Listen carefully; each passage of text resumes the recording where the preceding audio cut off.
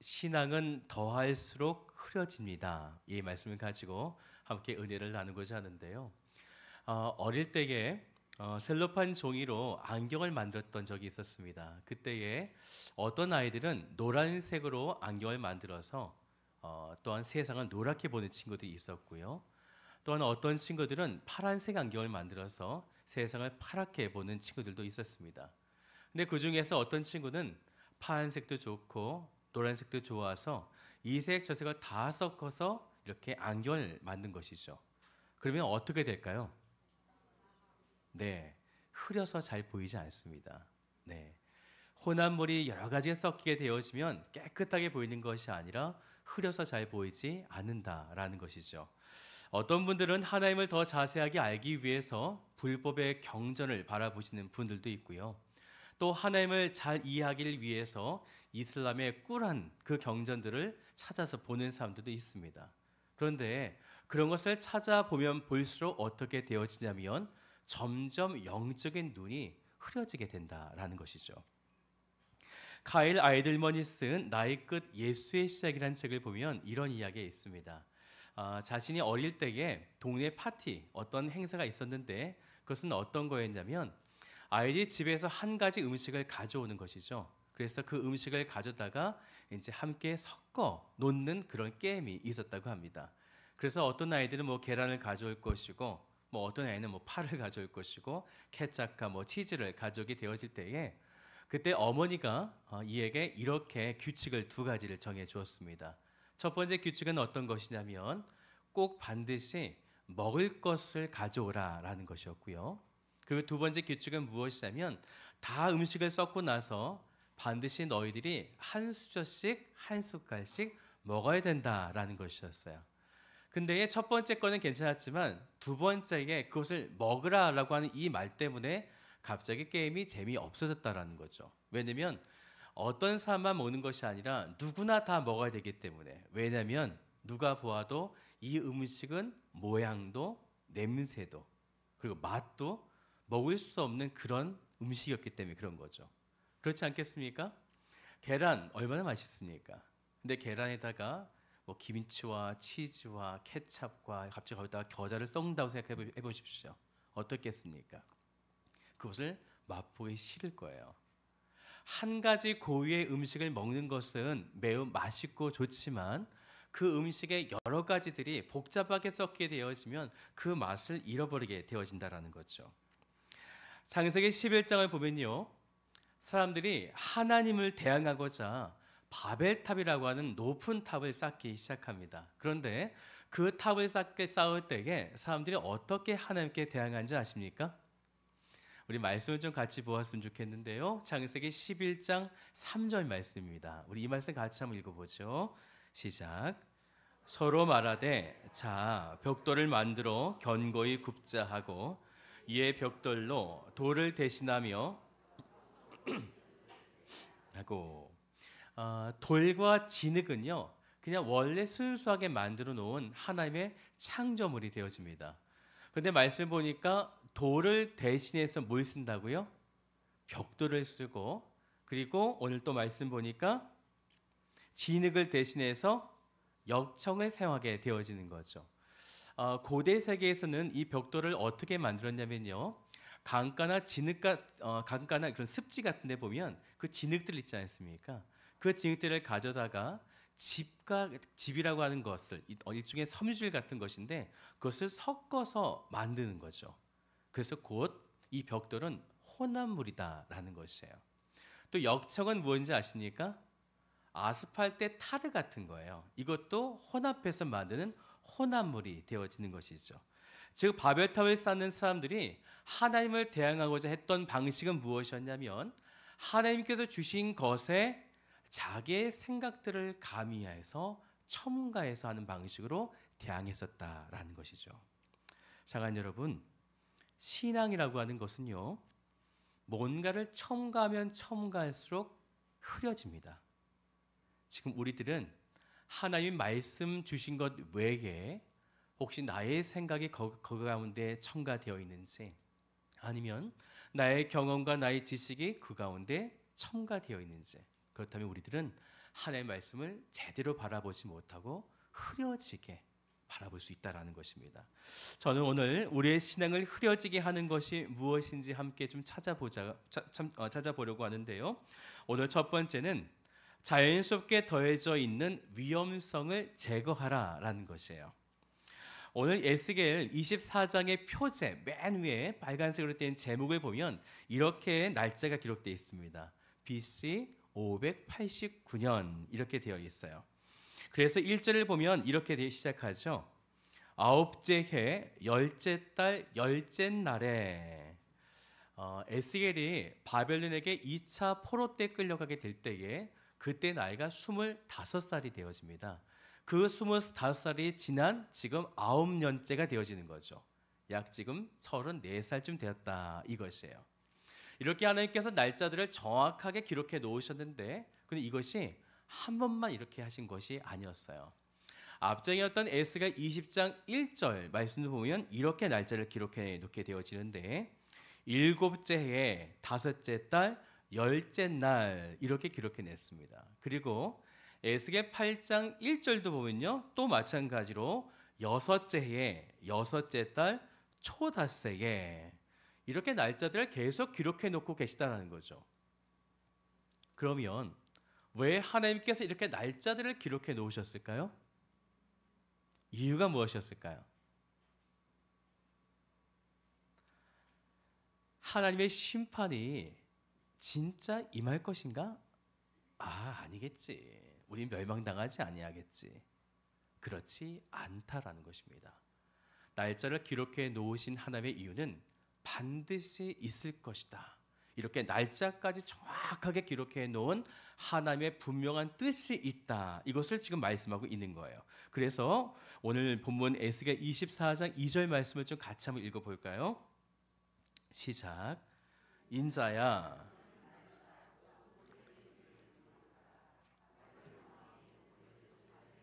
가까이 왔느니라. 여기에 가까이 왔다라고 하는 히브리어가 굉장히 좀 독특합니다. 사마크라고 하는 단어인데 어떤 의미를 가지고 있냐면요.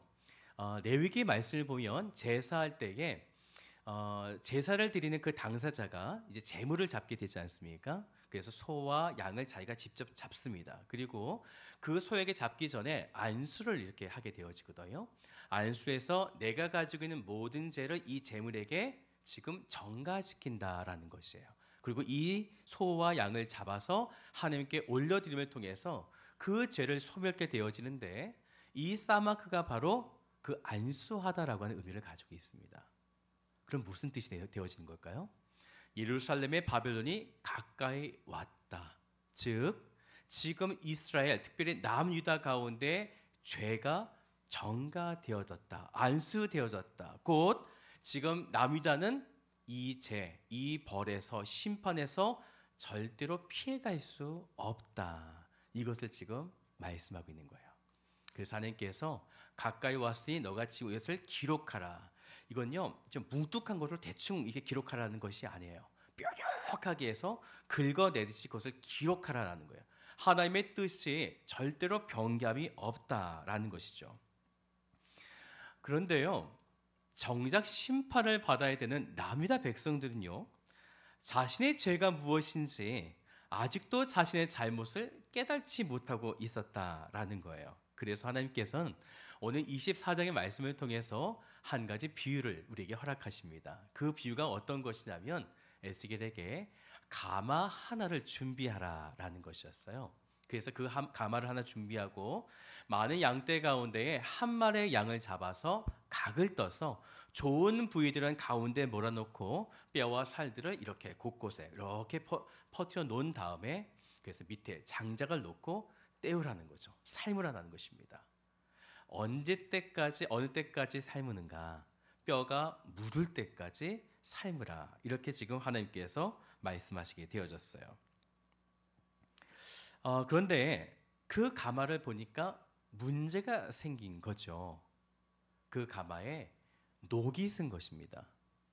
녹이 쓴 가마에 양고기를 삶습니다. 그럼 여러분들 먹을 수 있습니까? 먹으면 어떻게 돼요? 큰일 나죠. 죽을 수도 있습니다. 절대로 먹어서는 안 되죠. 그래서 하나님은 이렇게 말씀하셨어요. 우리 말씀 같이 한번 읽어볼까요? 에스겔 24장 6절 말씀인데요. 같이 읽어봅시다. 시작. 그러므로 주 여호와께서 이같이 말씀하셨느니라. 피를 흘린 성읍 녹슨 가마 곧 그 속에 녹을 없이 하지 아니한 가마여 화 있을진저 제비 뽑을 것도 없이 하나하나 꺼낼지어다. 다 버리라라는 것입니다. 어쩔 수 없지 않습니까?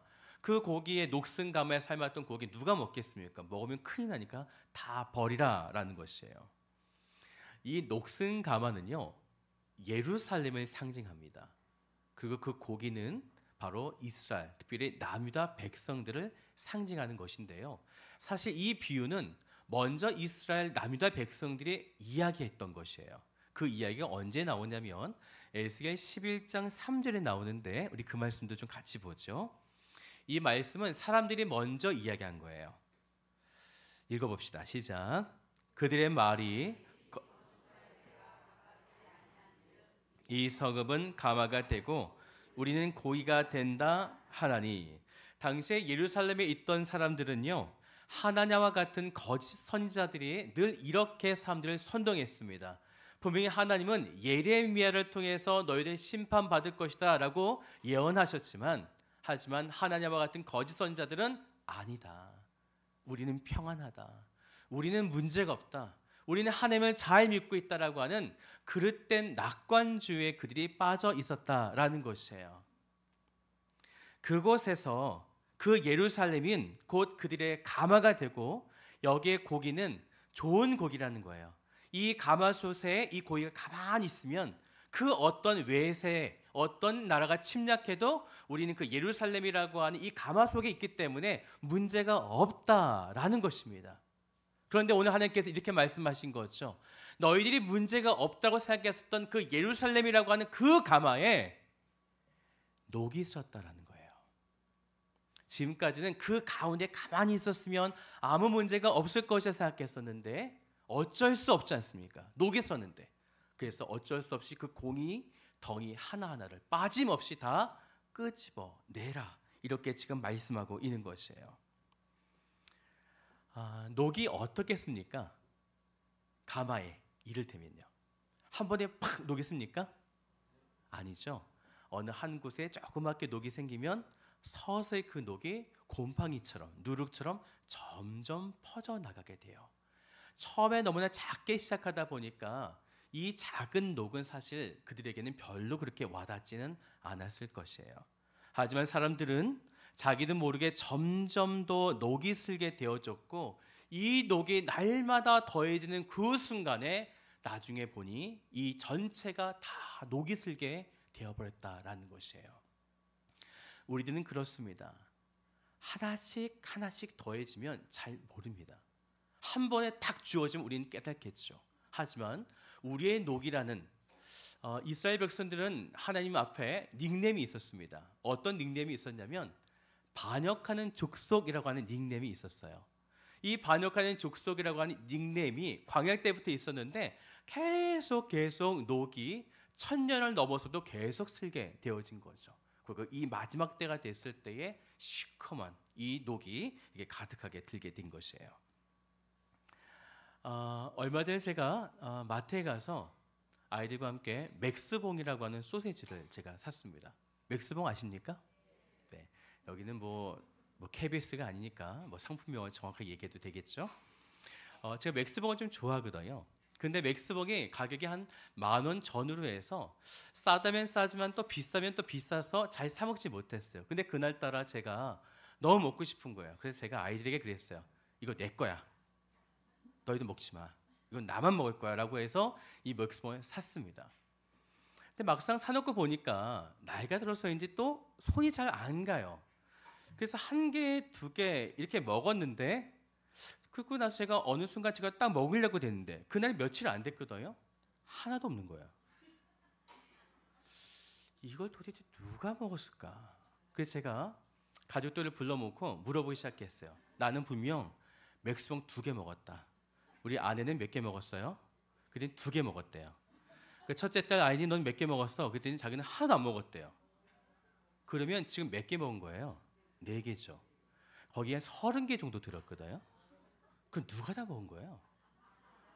막내 아라가 다 먹은 거죠. 근데 아라가 이렇게 얘기하는 거죠.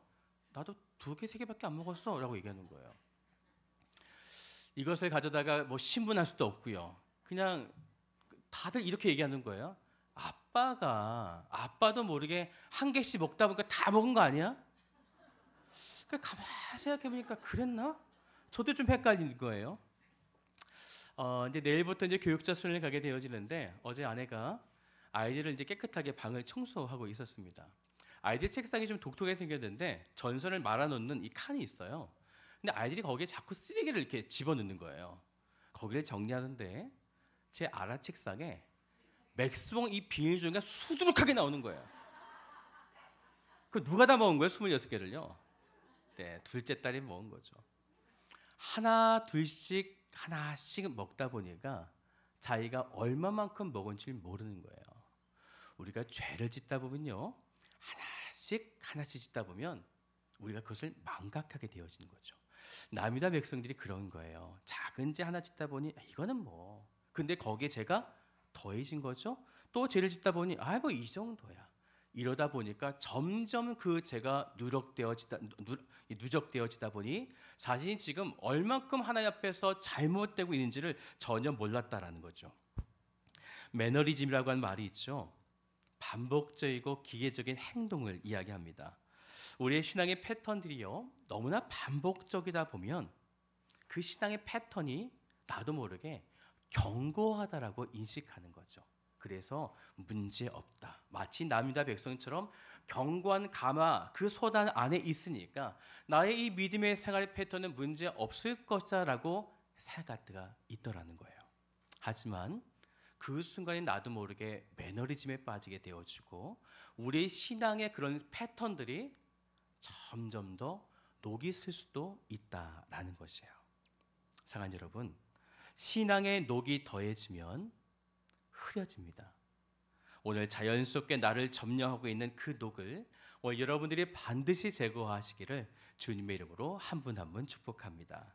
두 번째는요, 우리 신앙을 흐려지게 하는 두 번째는 안다고 하는 자만심에 빠지지 말라라는 것이에요. 예루살렘이라고 하는 원래 가마는 녹이 슬지 않았지만 이렇게 서서히 녹이 이렇게 퍼지게 되어졌고 이제 아예 녹이 쓴 가마가 되어졌습니다. 우리의 신앙이 시간이 지남에 따라서 점점 그 신앙에 광이 나는가, 빛이 나는가, 아니면 우리의 신앙에 점점 녹이 슬고 있는가? 여러분들 신앙의 모습 어떠신 것 같으세요?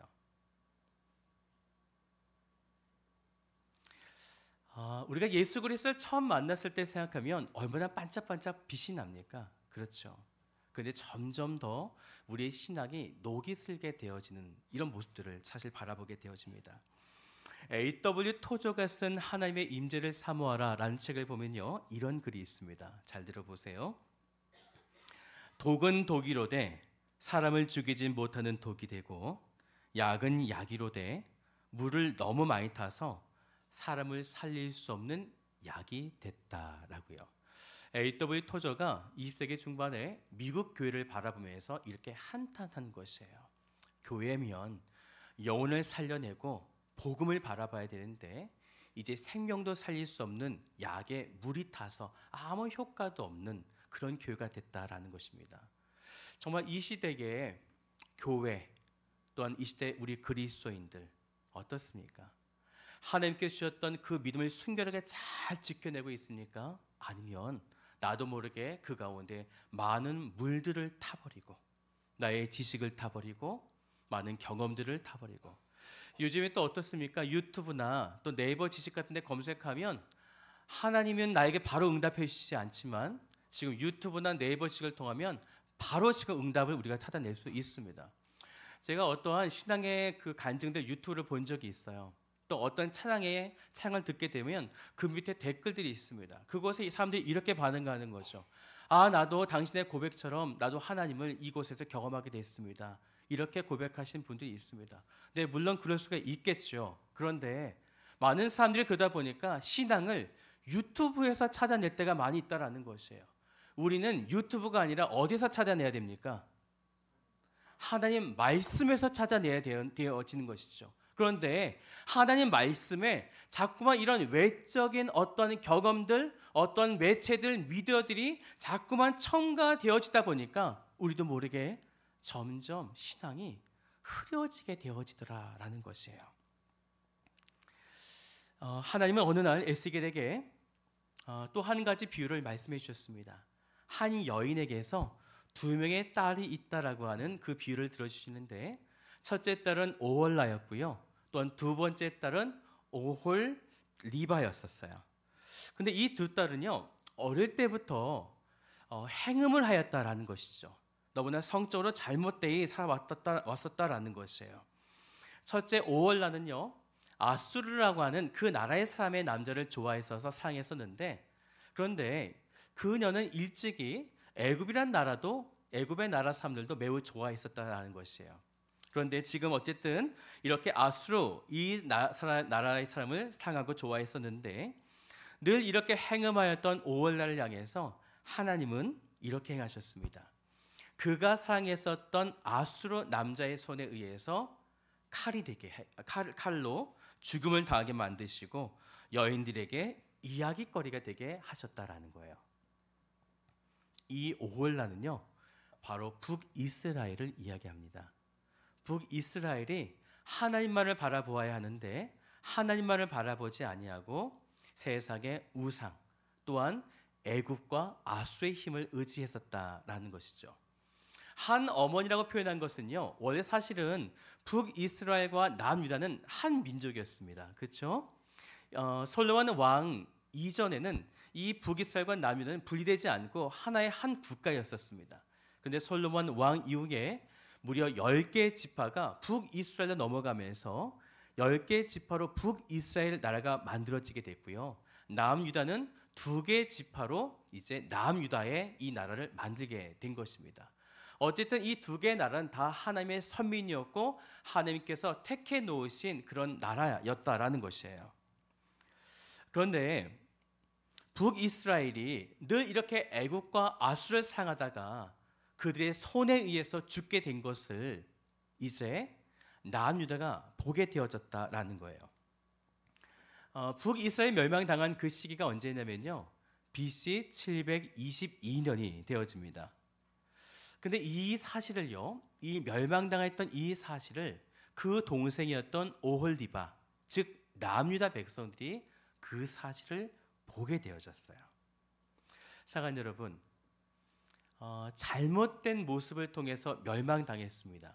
그러면 그것을 보았다면 오늘 여러분들은 어떻게 하시면 되겠어요?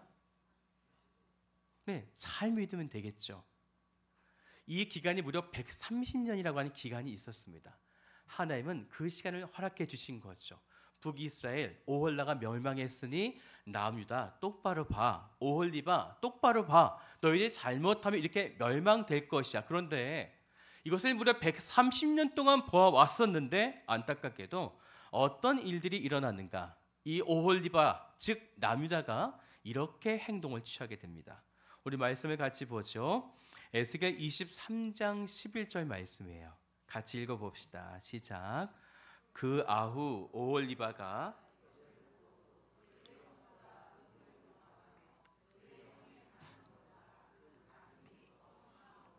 그의 형보다 더 부패하여 졌느니라.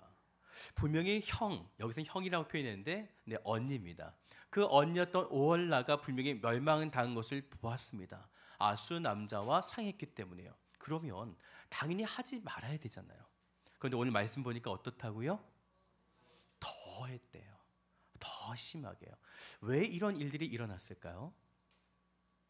왜 분명히 멸망당한 것을 보았으면 회개하고 깨닫고 하나님 말을 바라봐야 되는데 왜 더 부패하고 왜 더 타락하고 왜 더 세상의 남자들을 상했을까요? 왜 그런 것 같으세요?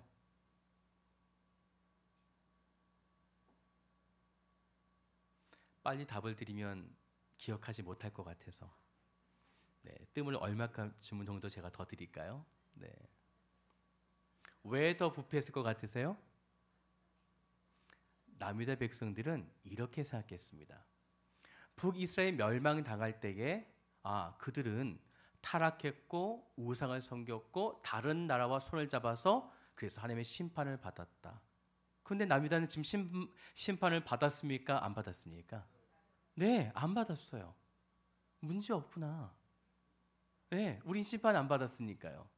하나냐와 같은 거짓 선자들이 또 얼마나 많이 선동했습니까? 우리는 문제 없다. 우리 하나님 잘 믿고 있다. 그래서 우리는 평안하다, 안전하다. 지금 우리의 삶이 이것을 보여주지 않느냐라는 것이에요. 사랑하는 여러분, 지금 이런 신앙생활에 자신이 문제가 없다고 생각하다 보니까 범죄를 계속 하나씩 더해가고 있었다라는 거예요. 그런 그들에게 하나님은 이렇게 말씀하셨어요. 에스겔서 23장 37절 말씀 우리 같이 한번 읽어보죠. 시작.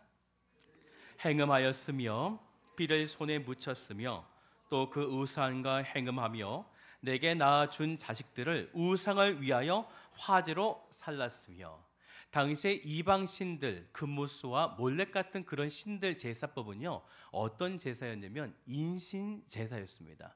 자기의 아들을 그곳에 태워서 자기의 신들에게 올려드리는 이 인신제들을 그 이방 신들, 이방 민족들이 행했었는데 이것을 누가 했다고요?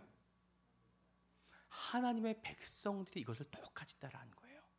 북이스라엘만 행한 것이 아니라 남유다까지도 더 부패했으니까 남유다 백성들은 더 심하게 이런 인신제사까지 올려드리게 됐다라는 거죠. 그런데 문제는 무엇이냐면요, 생각해 보십시오. 아들을 잡아서 칼로 죽여서 태울 때에 피가 납니까? 피가 안 납니까? 피 나죠. 그러면 지금 얼마나 더러워진 상태예요. 그렇죠? 피를 묻히고 그의 마음과 몸과 모든 상태는 굉장히 피폐해져 있을 거예요. 그런데 이들이 그 상태에서 어떻게 하는지 아십니까? 우리 그 말씀도 같이 보았으면 좋겠어요. 에스겔 23장 38절이에요. 뒷부분의 말씀인데요. 같이 읽어보죠. 시작. 당일에 내 성소를 더럽히며 내 안식일을 범하였도다. 오늘 이 말씀 보니까 당일이래요. 그날이에요. 자기 아들을 죽여서 금오수와 몰렉 같은 우상의 신에게 바쳤는데 그 손에 그 피 묻은 그 상태, 그 당일에 하나님 앞에 나와서 거룩하게 하나님을 찬양하고 있다는 거예요. 어떻습니까? 이것이 당시에 남유다 백성들의 패역한 모습이었다라는 거예요. 하나님을 진정 알고 있다면, 그들이 진정 하나님을 믿고 있었다면 하나님의 율법의 말씀을 잘 지켜야 됩니다. 그리고 하나님의 뜻이 무엇인지, 하나님의 인신제사를 금지하셨거든요. 절대로 해서는 안 되는 것이에요. 그런데 그들의 삶이 문제였던 거예요. 그들의 삶이 너무나 안정하고 평안하다 보니까 내가 지금 문제가 없지 않는가라고 착각했던 것입니다. 사랑하는 여러분, 혹시 지금 우리들도 마찬가지 아닙니까? 지금 나의 삶에 아무런 문제가 없지 않는가? 지금 저 성도를 보니까 이런 문제가 있고 저런 환난이 있고, 그래, 저 사람은 잘못 믿었을 거야. 나는 아무 문제가 없으니까 나는 지금 하나님 그래도 잘 믿고 있다. 오늘 혹시 이렇게 남유다 백성처럼 우리들이 착각하고 있는 것 아닙니까? 사랑하는 여러분, 신앙에 다른 것이 더해지면 흐려집니다. 지금 이 오홀라와 오홀리바는 지금 다른 나라들을 의지했었다라는 거예요. 남유다 백성들은 바벨론을 의지했었고 때때로는 애굽도 의지했었습니다. 이렇게 수많은 자들을 의지하면서 내가 어렵고 힘들 때 그 자들을 의지하다 보니, 즉 하나님께 주셨던 나의 삶 가운데에, 그 신앙 가운데에 하나님만을 바라보는 것이 아니라 때때로 필요하게 그대의 힘도 그 가운데 더했고 그대의 물질도 더하다 보니까 점점 신앙이 흐려지게 되더라라는 것이에요. 사랑하는 여러분, 오늘 여러분들이 살계신 아버지 하나님을 또렷하게 바라보았으면 좋겠습니다. 신앙이 흐려지면요, 하나님이 하나님으로 보이지 않습니다. 그리고 마치 우상이 진짜 나의 하나님으로 보이기도 합니다. 그래서 우리가 그것들을 의지하게 되어지는 것이죠. 성령의 수건으로 깨끗하게 우리의 영혼을 닦아내셔서 이제 정확하게 우리의 신앙을 바라보시는 복된 성도들 되시기를 주님의 이름으로 한 분 한 분 축복합니다. 그러면 마지막 세 번째로요, 우리의 신앙을 흐려지게 하는 것은, 세 번째는 아무 더함 없이 나의 하나님이 어떤 분이신지를 발견하라라는 거예요. 우리가 하나님을 바라볼 때에 이런 매개체를 통해서, 또한 무엇을 통해서가 아니라 아무 더함 없이 그저 살계신 하나님을 온전히 바라보라라는 것이에요. 에스겔 말씀을, 우리가 지금까지 보았던 말씀을 좀 간략하게 정리하면요, 에스겔 1장과 2장은 에스겔을 선자로 부르시는 그 소명장이 되어지고요, 또 3장부터 오늘 본문이었던 24장까지는 남유다의 멸망에 대한 이야기를 하나님께서 행하시고 계십니다. 그리고 25장부터 32장까지는 어떤 이야기냐면 남유다의 주변 국가 7개의 국가가 있는데 그 국가도 똑같이 심판받을 것이다 라는 이야기가 이 말씀 가운데 있습니다. 그런데 하나님은요, 남유다 백성들이 멸망하든 또한 주변의 7개의 나라가 멸망하든 그때 멸망할 때마다 하나님께서 똑같은 말씀을 계속 반복하신 것이 있어요. 그것이 혹시 무엇인지 아시겠어요? 네, 뭔가 답이 좀 나왔는데, 네. 자, 먼저 우리가요, 남유다를 심판할 때 하나님의 말씀을 좀 찾아봅시다. 에스겔서 24장 27절 말씀인데 우리 같이 한번 읽어보죠. 시작. 그날에 내 입이 열려서 도피한 자에게 말하고 다시는 잠잠하지 아니하리라.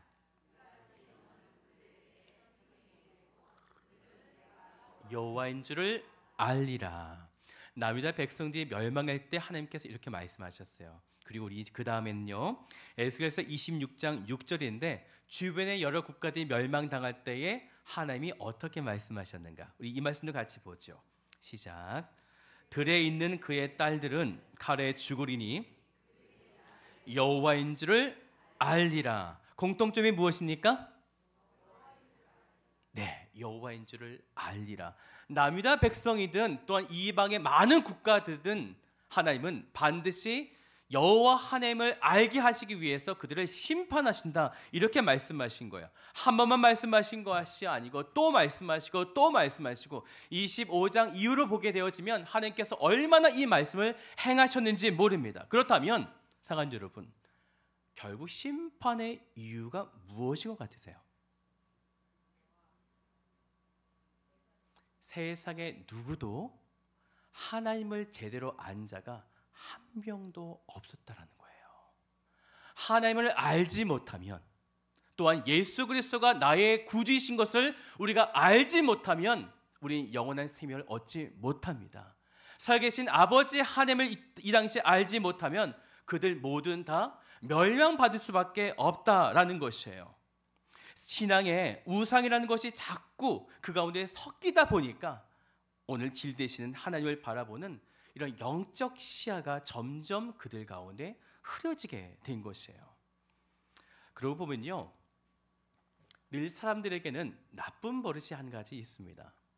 그것이 무엇이냐면 제가 처음에 이야기했던 바벨탑 이야기처럼 뭔가 하나님이 주신 것에 우린 뭔가 자꾸 섞는 아주 신비로운 기술을 가지고 있다는 거예요.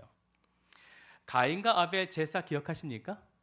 그 제사법은 사실 그 양을 하나님께 드리는 것, 이 양은 예수 그리스도를 상징하기 때문에 이 양을 제사로 드려야만 됐었어요.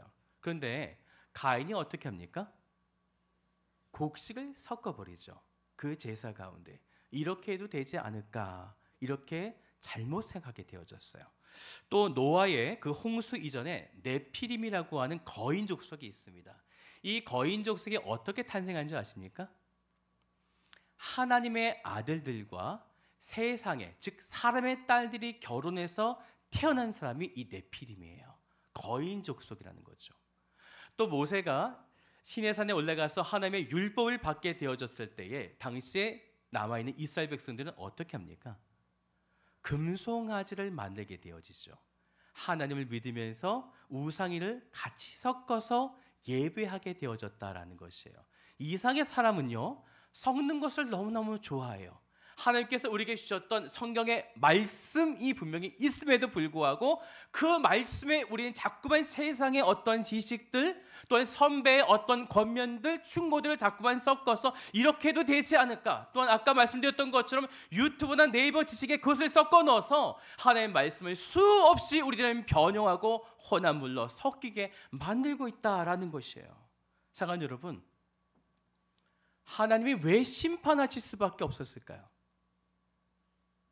이렇게 섞다 보니까 오직 절대적인 하나님만 바라봐야 하는데, 오직 나의 주님은 절대적인 바로 주권자이신 하나님이신데 우리 시야가 흐려진 거예요. 하나님도 좋고 또는 이것도 좋고 라고 하는 종교다원주의에 사실 이 시대가 얼마나 그렇게 빠져 있습니까? 우리가 좋을 때 하나님 만나면 얼마나 좋겠습니까? 우리가 행복할 때 쉼을 누리고 또 맑은 하늘을 바라보면서 또는 좋은 친구들과 함께 가족들과 함께 좋은 음식 먹으면서 와, 하나님께 주신 이 은혜에 너무나 감사하다. 정말 이 모든 것은 하나님께서 나에게 주신 것이야, 선물이야. 우리가 그런 행복감 속에서 좋은 상황 속에서 하나님을 우리가 알게 되어지면 얼마나 좋겠습니까? 근데 안타깝게도요, 어느 순간부터 하나님의 말씀에 그 신앙 가운데 무엇인가 자꾸 더해지다 보니까 우리의 신앙이 점점 흐려지게 되어지는 거죠. 그러다 보니까 안타깝게도 지금 우리들은 심판 속에서 하나님을 만나게 되더라는 거예요. 어떤 고난과 연단이 찾아오게 되어지면 여러분 어떻게 하시겠어요? 하나님 찾습니까? 안 찾습니까? 찾게 되어지죠. 그런데 여러분들 정말 좋아요. 너무너무 행복해요. 정말 그럴 때 하나님, 정말 이 모든 행복을 주신 것이 하나님입니다. 정말 감사합니다. 여러분 고백하십니까? 우리는 이상하게도 그런 고백 잘하지 않아요. 힘들고 어려울 때, 즉 우리가 하나님을 접촉하고 만나고 찾는 그때는 다 힘들고 어려울 때예요. 하나님은 분명히 말씀하셨죠. 그들에게 내가 여호와인 줄을 알게 하리라. 하나님은요, 반드시 우리들에게 하나님이 어떤 분이신지를 알게 하십니다. 우리가 만약에 좋을 때에 좋은 환경 속에서 하나님을 매 순간 만나게 되어지면 우리 그 속에서 매 순간 만날 수 있는 거예요. 하지만 여러분들이 안타깝게도 지금 영적인 우리의 눈이 흐려지게 되어져서 고난과 어려움 속에서 하나님을 만나게 되어지면 우리 매 순간 그렇게 살계신 하나님을 만날 수밖에 없는 거예요. 2005년에 미국의 소설가인 데이비드 포스터 윌리스가 쓴 이것은 물이다라고 하는 연설을 그가 우리에게 소개합니다. 이런 이야기예요. 어린 두 마리 물고기가 있는데 그들이 헤엄을 치고 막 가고 있었어요. 근데 맞은편에서 좀 늙은 물고기가 이렇게 찾아오더라는 거예요. 그리고 그 늙은 물고기가 이 어린 두 마리 물고기에게 이렇게 이야기합니다. 애들아, 좋은 아침이지?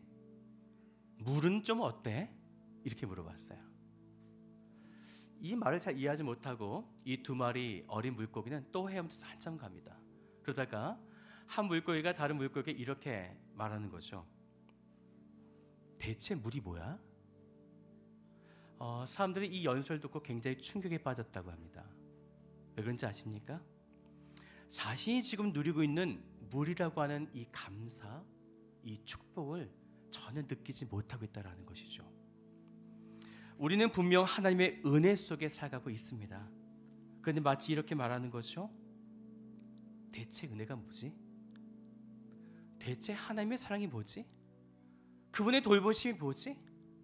분명히 하나님께서 우리의 삶을 지배하시고 우리의 삶 가운데 은혜를 주셨음에도 불구하고 대체 은혜가 뭐지라고 하면서 우리는 그 하나님의 은혜를 바라보지 못하는 거예요. 그리고 연신 이렇게 고백하는 거죠. 하나님 아파요. 하나님 힘들어요. 하나님 왜 안 도와주세요? 근데 하나님 말씀하시는 거예요. 지금 너가 내 은혜 안에 있지 않느냐. 근데 우리는 또다시 하나님을 바라보는 우리 신앙이 흐려짐을 통해서 나는 어려워요, 힘들어요 라고 하나님께 원망하듯이 쏟아내고 있다는 것입니다. 사랑하는 여러분, 신앙에는 무언가가 더해질수록 흐려집니다. 오늘 우리가 은혜 안에 살고 있다는 것을 발견하지 못하는 것, 하나님께서 나의 삶을 이끌어 주셨던 그 풍성한 하나님의 은혜와 사랑, 그 감격들을 누리지 못하고 있는 우리들, 오늘 혹시 우리들이 세상에 많은 타락된 것들이 하나님의 그 고유의 말씀 가운데 더해지고 더해지다 보니 우리의 눈이 지금 너무나 흐려진 것 아닙니까? 저는 오늘 우리들이 다시금 성령을 통해서 우리의 눈이 맑아지게 되어지기를 원합니다. 오늘 그래서 여러분들이 이제 진짜 내가 은혜 가운데 누리고 있구나, 대체 은혜가 뭐지가 아니라 그래 이것이 은혜였구나, 그래 이것이 하나님의 사랑이었구나, 그래 내가 지금 누리고 있는 이 모든 행복들이 하나님께서 허락해 주시는 행복이었구나를 고백하며 나아갈 때에 오늘 여러분들은 이제 흐려짐이 아니라 청명하고 밝아짐 속에서 날마다 하나님께 감사하며 좋은 것들을 누리는 오늘 복된 인생이 되어질 줄 믿습니다. 오늘 여러분들이 그 주 앞에 더 가까이 가게 되시기를 주님의 이름으로 한 분 한 분 축복합니다. 오늘 시간 우리 말씀을 기억하면서 찬양하며 나아가기를 원하는데, 제가 시편의 말씀을 전할 때에 저도 하나님께 너무나 찬양하고 싶었어요. 그때 지은 작곡한 곡입니다. 우리 함께 나누면서 내 마음이 주께 더 가까이 가기를 원합니다. 우리 함께 찬양하며 주 앞에 나아가십시다.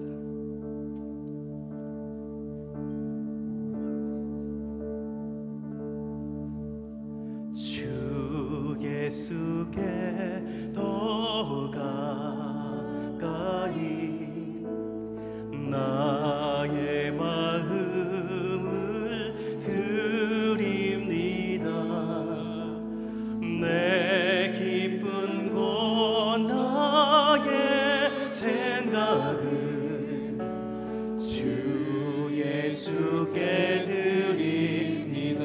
다시 고백할까요? 주 예수께 더 가까이, 주 예수께 더 가까이 나의 마음을 드립니다.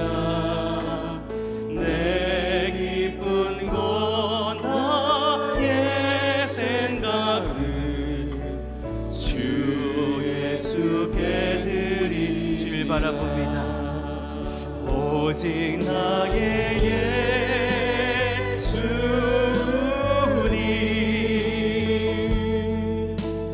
내 전부이시며 나의 유일한 위로자 예수 그리스도. 이번에 이렇게 고백합니다. 깊고 어두운 곳에서, 깊고 어두운 곳에서 나의 기도를 드립니다. 나의 기도를 드립니다. 늘 내 곁에 계시고 늘 내 곁에 계신 예수께 내 아픔을 드립니다. 오직 주님만을 바라봅시다. 오직 나의 예수님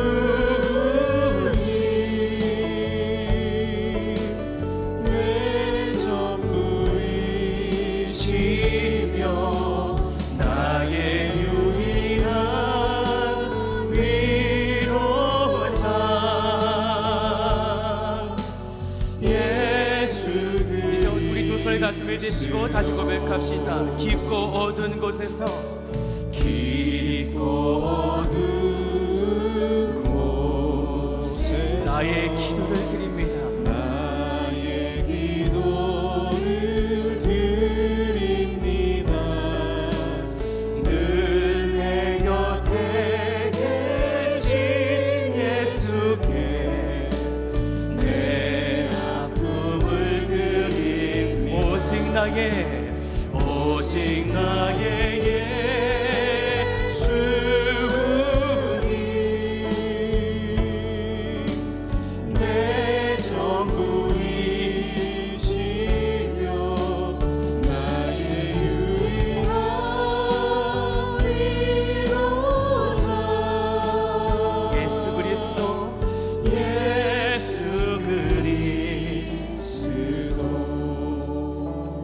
말씀을 기억하면서 함께 기도하며 나아가기를 원합니다.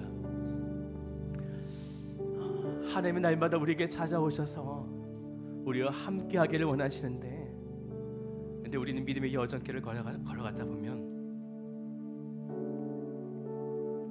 그 가운데 자꾸만 나의 생각을 집어넣고 나의 경험들을 집어넣다 보니 어느 순간부터 하나님이 흐려지게 되어지고, 하나님은 반드시 나에게 내가 너의 하나님인 된 줄을 알게 하리라 라고 말씀하셨기 때문에 우리를 수없는 고통과 안타까운 속에 우리를 이끌어 가주시는데, 사랑하는 주님, 그때 아버지 하나님 마음은 얼마나 괴로우시겠습니까? 또한 그 고통을 당하고 있는 우리 성도들도 얼마나 힘들고 어렵겠습니까? 사랑하는 주님, 오늘 지금 나의 신앙이 너무 흐려져 있는 것은 아닌지요? 오늘 나를 붙들어 주옵소서. 예수 그리스도를 처음 만났을 때 얼마나 감격스럽고 얼마나 좋았었는지, 그때 하나님을 바라볼 때 내 마음은 너무너무 뜨거웠었는데, 지금 나의 신앙은 너무나 안개가 지금 가득하게 깨어있는 것처럼 너무 어둡습니다. 너무 흐려졌습니다. 사랑하는 주님, 오늘 나의 영적인 이 신앙이 다시금 밝아지게 되어지기를 원합니다. 그래서 내 안에 주셨던 그 은혜, 그 사랑, 그 감격, 또한 내가 누리고 있었던 이 모든 행복이 주님께서 주셨다고 하는 이 일상의 축복들을 우리가 기억해서 하나님께 주셨던 이 모든 것을 바라보며 감사하며 고백하는 우리들이 되어지기를 원하오니, 사랑하는 주님, 이 시간 우리 성도들 이끌어 주시옵소서. 더 이상 흐려진 신앙을 갖게 되지 않기를 원합니다. 깨어지고 밝으며 하나님을 정확하게 하나님만을 섬기며 나아가기를 원하오니, 이 시간 우리를 온전히 이끌어 주시옵소서. 우리 주여 한번 부르짖고 기도하며 나아갑니다. 주여, 살계신 아버지 하나님이여, 오늘 주님께서 우리의 믿음을 온전히 이끌어 주시기를 원합니다. 하나님 분명히 우리에게 너무나 좋은 것을 주시고 은혜를 우리에게 허락하여 주셔서 그 믿음의 여정길 속에서 우리가 하나님을 바라볼 수 있도록 인도하여 주셨지만, 우리는 그 하나님의 말씀 외에 너무나 많은 나의 지식과 또한 경험과 세상의 많은 지식들을 첨가하다 보니 내가 하나님을 제대로 바라보지 못하는 영적인 이런 흐려짐 속에 살아가고 있습니다. 주 예수께 더 가까이 가기를 원하온데, 주 예수 앞에 더 가까이 가기를 원하온데, 지금 나의 눈이, 나의 영적인 시작이 너무나 흐려짐을 통하여 주님께 더 가까이 가지 못하는 나의 안타까움을 바라보게 되어집니다. 사랑하는 주님, 주님은 나의 구주가 되어주시며 주님은 나의 참된 목자가 되어주시며 이 시간을 믿습니다. 그 험악한 세상 속에서도 세상의 모든 사람들 나를 버리고 내칠지 모르지만 아버지 하나님은 나의 참된 구주가 되어주셔서 나를 끝까지 인도하여 주신 주님, 내가 그 주님만을 이제 오직 바라보며 또한 주님께서 내게 주셨던 그 말씀만을 붙들고 주 앞에 달려나갈 것입니다. 이제 내가 그렇게 할 수 있도록 우리 성도들의 이 영적인 신앙의 눈을 밝게 열어 주시옵소서. 성령 하나님, 이들의 인생과 삶을 지배하여 주시옵소서. 정말 습관적으로 나도 모르게 무엇인가를 끼워넣어서 첨가하려고 했었던 나의 모습들, 세상의 힘과 돈과 성공이라고 하는 것을 자꾸만 그 신앙 가운데 덮으려고 했었던 나의 연약한 모습들, 아버지 하나님, 오늘 이 시간 우리들은 그것을 통하여 심판받지 않기를 원합니다. 이제 우리들은 그 이전의 하나님을 더욱더 온전히 바라보며 주 앞에 달려나가기를 원하오니,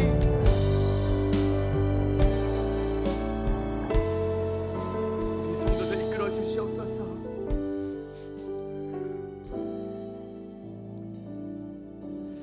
사랑하는 나의 아버지 하나님, 하나님은 참 우리를 사랑하셨습니다.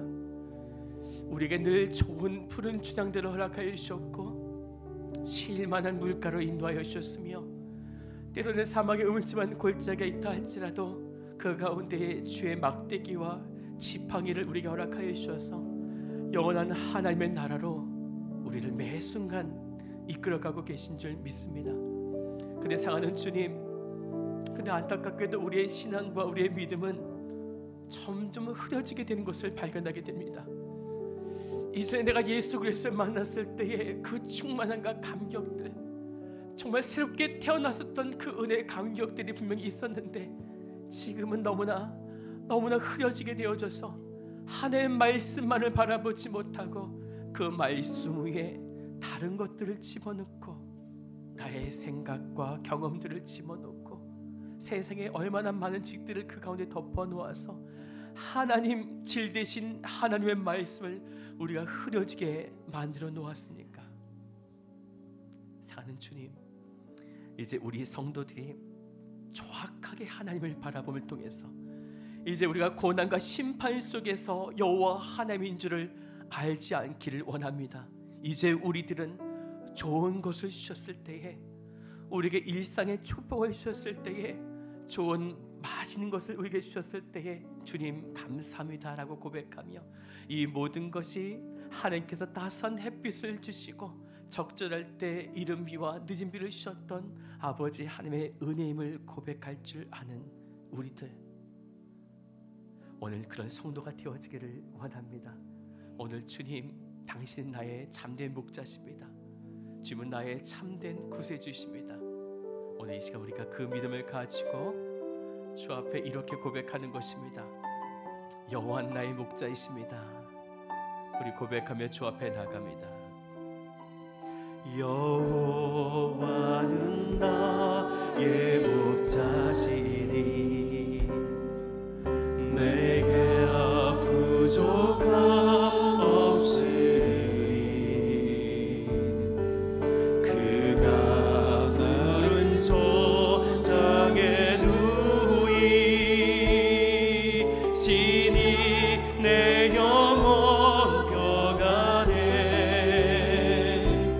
오 내 주여, 오 내 주여,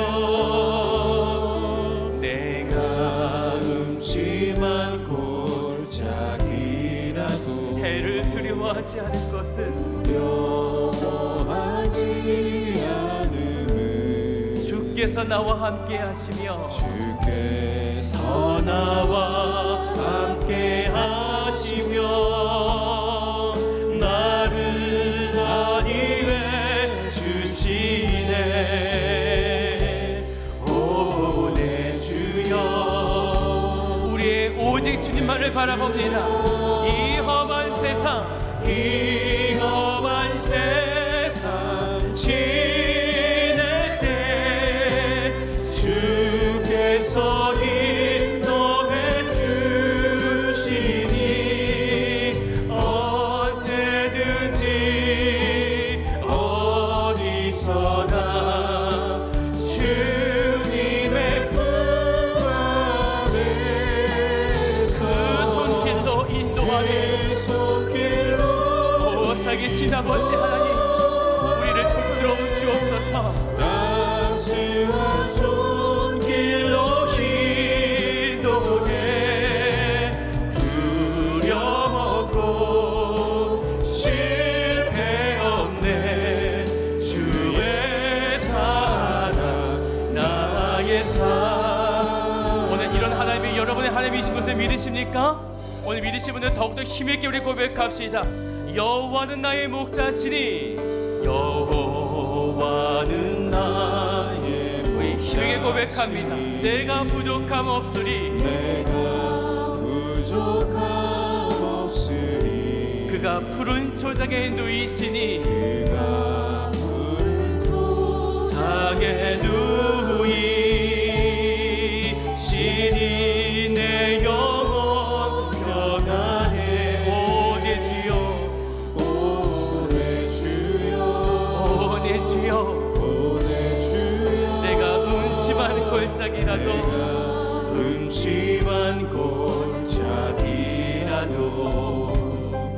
두려워하지 않음은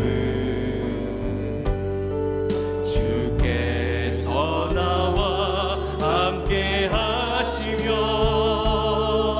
나를 안위해 주시네. 오 내 주여, 우리 살계신 하나님 한 분만을 바라봅니다. 오 내 주여, 이 험한 세상, 이 험한 세상 지날 때 주께서 인도해 주시니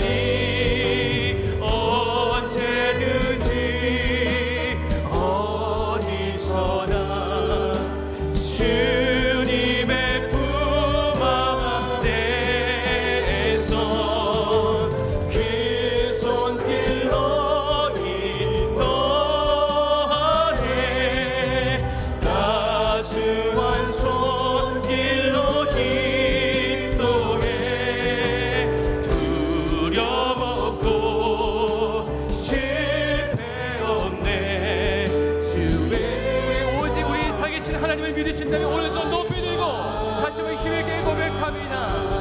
기험한 세상 지낼 때 주께서 인도해 주시네. 언제든지 어디서나 주님의 품 안에서 그 손길로 인도하네.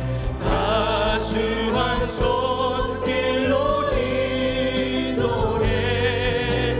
두려움 없고 실패 없네. 주의 사랑 나의 사랑. 우리의 참된 구세주가 되시는 살계신 주님께 우리 감사와 영광의 박수 올려드립시다. 나의 주님을 찬양합니다. 영원토록 나를 이끌어 가신 주의 이름을 경배하며 성축합니다. 할렐루야.